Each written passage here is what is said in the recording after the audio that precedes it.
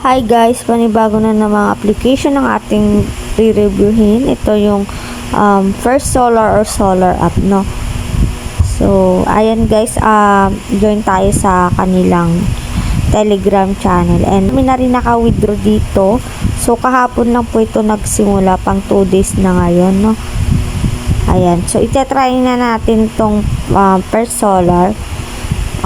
May daily sign in na 5 pesos po yan. Tapos may 10 pesos na registration fee. So bali may 15 pesos na po tayo, no?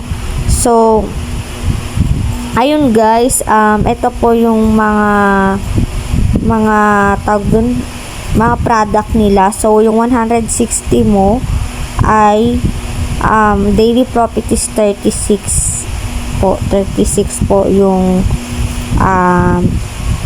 daily profit ng 160 pesos, no?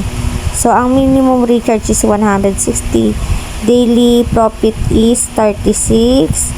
So ang minimum withdraw dito guys is 100 pesos din.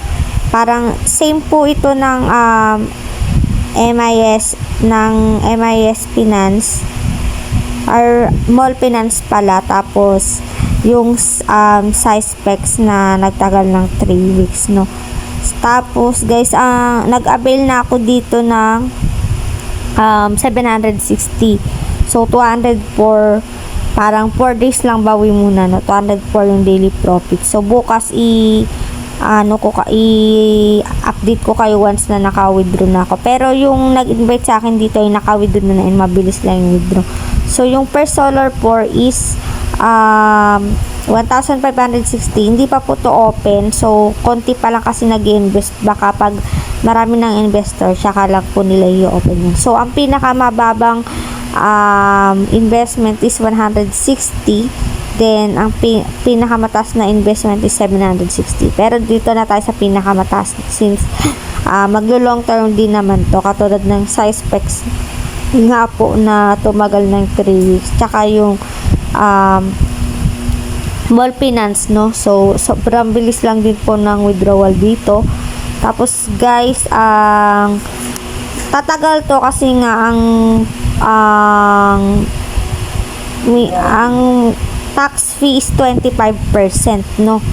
Ayan. So yun guys, ito po yung bago nating application na pwede nating pagkakitaan. Again guys, invest what you can afford to lose lang guys.